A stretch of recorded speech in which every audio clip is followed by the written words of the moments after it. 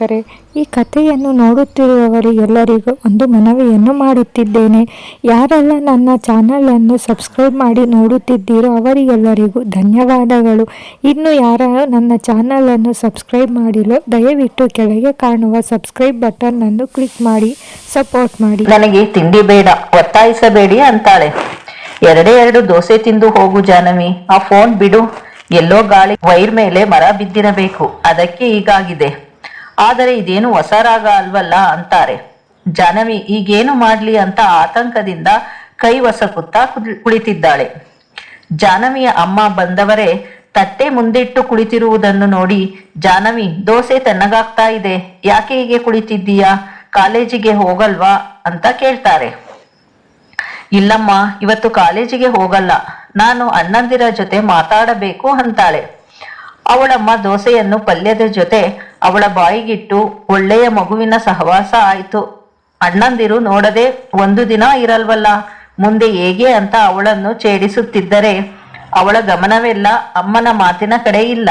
ಅರ್ಧ ದೋಸೆ ತಿಂದಿದ್ದಳೋ ಏನೋ, ಗಂಟೆಯ ಶಬ್ದ ಜೋರಾಗಿ ಕಿವಿಗೆ ಬಿದ್ದಾಗ ಜಾನವಿ ತಕ್ಷಣ ಎದ್ದು ನಿಲ್ತಾಳೆ. ಹೀಗೆ ಜಾನವಿ, ಯಾಕೆ ಹೀಗೆ ನಿಂತೆ, ಬಾ ಕೂತ್ಕೋ, ದೋಸೆ ತಿನ್ನಿಸ್ತೀನಿ ಅಂತಾರೆ.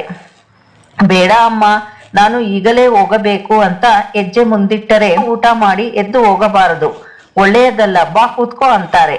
ಮತ್ತೆ ಬಂದು ತಿಂತೀನಿ, ಈಗ ಆಗಲ್ಲ ಅಂದು ಒಂದೇ ಉಸಿರಿಗೆ ಓಡಿ ಹೋಗ್ತಾಳೆ. ಏನು ಹೇಳಿದರೂ ಮಾತು ಕೇಳಲ್ವಲ್ಲ ಅಂತ ಅವಳು ಹೇಳುತ್ತಿದ್ದರೆ ಬೇಕಾದವಳು ಮೈದಾನದ ಹತ್ತಿರ ಓಡುತ್ತಿದ್ದಳು. ರಾಮ್ ಮತ್ತು ಮಕ್ಕಳು ಆಗಲೇ ಮೈದಾನದಲ್ಲಿದ್ದಾರೆ.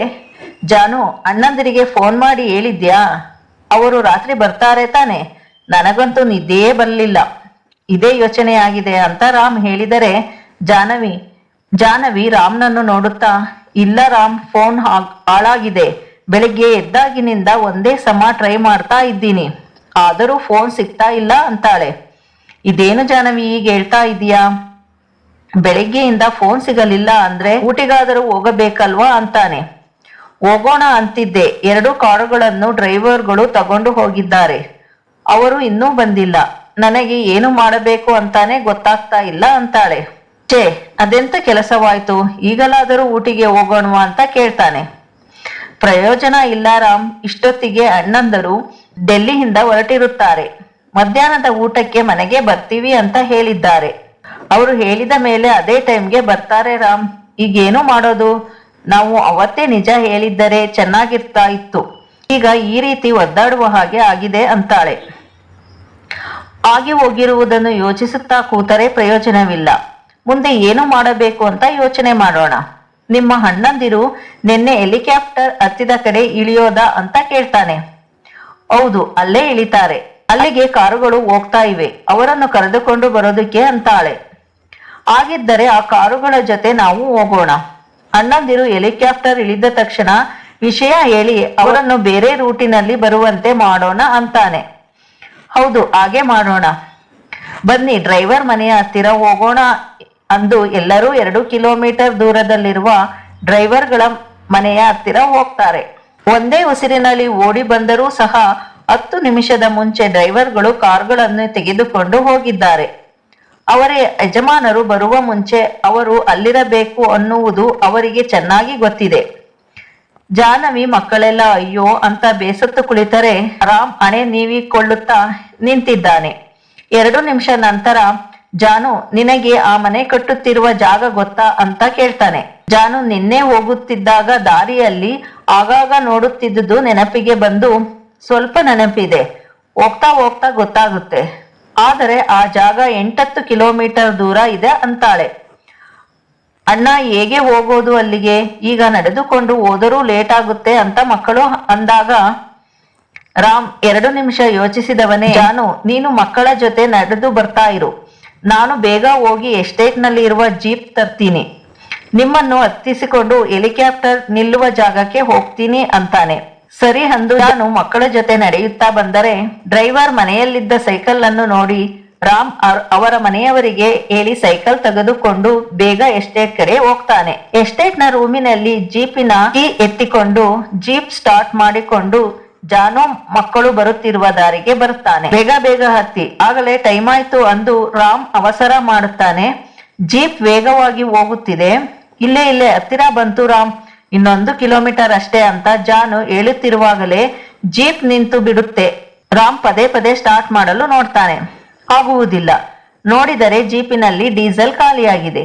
ಅಯ್ಯೋ, ಇದು ಕೂಡ ಈಗಲೇ ಖಾಲಿಯಾಗಬೇಕಾ ಅಂತ ರಾಮ್ ಸ್ಟೇರಿಂಗ್ಗೆ ಗುದ್ದಿದರೆ ಬೆಳಗ್ಗೆಯಿಂದ ಬರೀ ಅವಾಂತರಗಳೇ ಅಂತ ಜಾನವಿ ಅಂತಾಳೆ. ಸರಿ ನಡೆಯಿರಿ ಹೋಗೋಣ, ಆದಷ್ಟು ಬೇಗ ಹೋಗಬೇಕು ಅಂತ ರಾಮ್ ಅಂದಾಗ ಎಲ್ಲರೂ ಜೀಪಿನಿಂದ ಇಳಿದು ದೊಡ್ಡ ದೊಡ್ಡ ಹೆಜ್ಜೆ ಹಾಕುತ್ತಾ ನಡೆಯುತ್ತಿದ್ದಾರೆ. ಅರ್ಧ ದಾರಿಗೆ ಬರುವಷ್ಟರಲ್ಲಿ ಹೆಲಿಕಾಪ್ಟರ್ ಬರುತ್ತಿರುವುದು ಸೌಂಡ್ ಕೇಳಿಸುತ್ತಿದೆ. ಜಾನು ಜಾನು ನಿಮ್ಮ ಅಣ್ಣಂದಿರು ಬಂದೇ ಬಿಟ್ರು ಅನ್ಸುತ್ತೆ, ನಡಿ ಓಡೋಣ ಅಂತಾನೆ. ಎಲ್ಲರೂ ಓಡಲು ಶುರು ಮಾಡಿದರೆ ಒಬ್ಬ ಹುಡುಗ ಮುಗ್ಗರಿಸಿ ಬೀಳುತ್ತಾನೆ. ಅವನ ಮಂಡಿಯಲ್ಲಿ ರಕ್ತ ಬರಲು ಶುರುವಾಗಿದೆ. ರಾಮ್ ಹಿಂತಿರುಗಿ ನೋಡಿ, ನೀನು ನಿಧಾನವಾಗಿ ನಡೆದುಕೊಂಡು ಬಾ, ಇವರ ಜೊತೆ ಇಬ್ಬರು ಇರಿ, ನಾವೆಲ್ಲ ಹೋಗ್ತೀವಿ, ಬರಬೇಕಾದರೆ ನಿಮ್ಮನ್ನು ಕರೆದುಕೊಂಡು ಹೋಗ್ತೀವಿ ಅಂತ ಅಂದು ಜಾನು ಕೈ ಹಿಡಿದು ಮತ್ತೆ ಓಡಲು ಶುರು ಮಾಡ್ತಾನೆ. ಜಾನುವಿನ ಅಣ್ಣಂದಿರು ಹೆಲಿಕಾಪ್ಟರ್ನಿಂದ ಇಳಿದಿದ್ದಾರೆ. ಅವರ ಜೊತೆ ತಂದಿದ್ದ ದೊಡ್ಡ ಕಬ್ಬಿಣದ ಪೆಟ್ಟಿಗೆಯನ್ನು ಇಳಿಸಿದ್ದಾರೆ. ಡ್ರೈವರ್ಗಳು ಪೆಟ್ಟಿಗೆಯನ್ನು ಹಿಡಿದು ಒಂದು ಕಾರಿನ ಡಿಕ್ಕಿಯಲ್ಲಿ ಹಾಕ್ತಾರೆ. ಒಂದು ಕಾರಿನಲ್ಲಿ ಜೈ ಮತ್ತು ವಿನೋದ್ ಕುಳಿತುಕೊಳ್ಳುತ್ತಾರೆ. ವಿಕ್ರಮ್ ಇನ್ನೊಂದು ಕಾರಿಗೆ ಹತ್ತಿ ಆಫೀಸ್ಗೆ ಹೊರಡಲು ಹೇಳ್ತಾರೆ.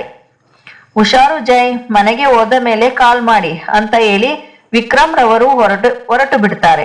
ಜೈ ಮತ್ತು ವಿನೋದ್ ಕುಳಿತಿರುವ ಕಾರು ಬಂದ ದಾರಿಯಲ್ಲಿ ವಾಪಸ್ ಬರಲು ಸ್ವಲ್ಪ ದೂರ ಬರುವಷ್ಟರಲ್ಲಿ ಕಾರು 3 ಚಕ್ರಗಳು ಪಂಚರ್ ಆಗಿವೆ. ಕಾರನ್ನು ತಿರುಗಿಸುತ್ತಾ ಓರೆಯಾಗಿ ನಿಲ್ಲಿಸಿದ ಡ್ರೈವರ್ ಕಾರಿನಿಂದ ಇಳಿದು ನೋಡಿದರೆ 3 ಚಕ್ರಗಳು ಪಂಚರ್ ಆಗಿವೆ. ಜೈ ಮತ್ತು ವಿನೋದ್ ಕೂಡ ಇಳಿದು ಇದೇನು 3 ಚಕ್ರಗಳು ಪಂಚರ್ ಆಗಿದೆ ಅಂತ ಕೆಳಗಿನ ಜಾಗವೆಲ್ಲ ನೋಡಿದಾಗ ದಾರಿಯ ಪೂರ್ತಿ ಮೊಳೆಗಳನ್ನು ಚೆಲ್ಲಿರುವುದು ಕಾಣಿಸುತ್ತದೆ. ವಿನೋದ್, ಇಲ್ಲಿ ನೋಡು, ಎಲ್ಲಾ ಕಡೆ ಮೊಳೆಗಳು ಚೆಲ್ಲಿದ್ದಾರೆ, ಇದ್ಯಾರೋ ಬೇಕು ಅಂತ ಪ್ಲಾನ್ ಮಾಡಿರೋದು ಅಂತ ಹೇಳುತ್ತಿರುವಾಗಲೇ ಅವರ ಮೂಗಿಗೆ ವಿಚಿತ್ರವಾದ ವಾಸನೆ ಬರುತ್ತೆ. 2 ನಿಮಿಷದಲ್ಲಿ 3 ಎಲ್ಲೆಲ್ಲಿ ನಿಂತಿದ್ದಾರೋ ಅಲ್ಲಲ್ಲಿಯೇ ಬಿದ್ದಿದ್ದಾರೆ. ಮರದ ಹಿಂಭಾಗದಿಂದ ನಗುತ್ತಾ ಬಂದ ಮಧು ಮತ್ತು ರಾಜಶೇಖರ್ ಅವರ ಜೊತೆ 3 ದಾಂಡಿಗರು ಮುಖಕ್ಕೆ ಬಟ್ಟೆ ಕಟ್ಟಿಕೊಂಡು ನಿಂತಿದ್ದಾರೆ. ನಾವು ಅಂದುಕೊಂಡ ಹಾಗೆಯೇ ಆಯ್ತು, ಬೇಗ ಬೇಗ ಆ ದೊಡ್ಡ ಪೆಟ್ಟಿಗೆಯನ್ನು ನಮ್ಮ ಕಾರಿನಲ್ಲಿ ಇಡಿ ಅಂತ ರಾಜಶೇಖರ್ ಹೇಳ್ತಾನೆ. 3 ದಾಂಡಿಗರು ಹೋಗಿ ಡಿಕ್ಕಿಯಲ್ಲಿದ್ದ ಪೆಟ್ಟಿಗೆಯನ್ನು ತೆಗೆದುಕೊಂಡು, ಏನು ಬಾಸ್ ಇದು ಇಷ್ಟೊಂದು ಭಾರ ಇದೆ ಅಂತ ಕಷ್ಟಪಟ್ಟು ಸ್ವಲ್ಪ ದೂರದಲ್ಲಿ ನಿಂತಿದ್ದ ಅವರ ಕಾರಿಗೆ ಇಡಲು ಹೋಗ್ತಾರೆ. ಅಣ್ಣ, ಇವರಿಗೆ ಎಷ್ಟೊತ್ತಿಗೆ ಎಚ್ಚರ ಆಗೋದು ಅಂತ ಮಧು ಕೇಳಿದಾಗ, ಇವರಿಗೆ ಸಂಜೆಯಾದರೂ ಎಚ್ಚರ ಆಗಲ್ಲ, ಅಷ್ಟು ಸ್ಟ್ರಾಂಗ್ ಆಗಿ ಸ್ಪ್ರೇ ಮಾಡಿದ್ದೀನಿ ಅಂತ ರಾಜಶೇಖರ್ ಮತ್ತೆ ನಗ್ತಾನೆ. ಅಣ್ಣ, ನಮ್ಮ ಕೆಲಸ ತುಂಬಾ ಈಸಿಯಾಗಿ ಆಗಾನೆ, ಇನ್ನು ನಾವು ಕೋಟ್ಯಾಧೀಶರರೇ ಅಣ್ಣ ಅಂತಾನೆ. ಹೌದು ಕಣೋ, ಇನ್ನು ನಾವು ರಾಜರ ತರ ಬಾಳಬಹುದು, ನಡಿ ಹೋಗೋಣ ಅಂತ ಜಾನವಿ ರಾಮ್ ಒಟ್ಟಿಗೆ ಕೈ ಹಿಡಿದು ಓಡಿ ಬರ್ತಾ ಇದ್ದಾರೆ.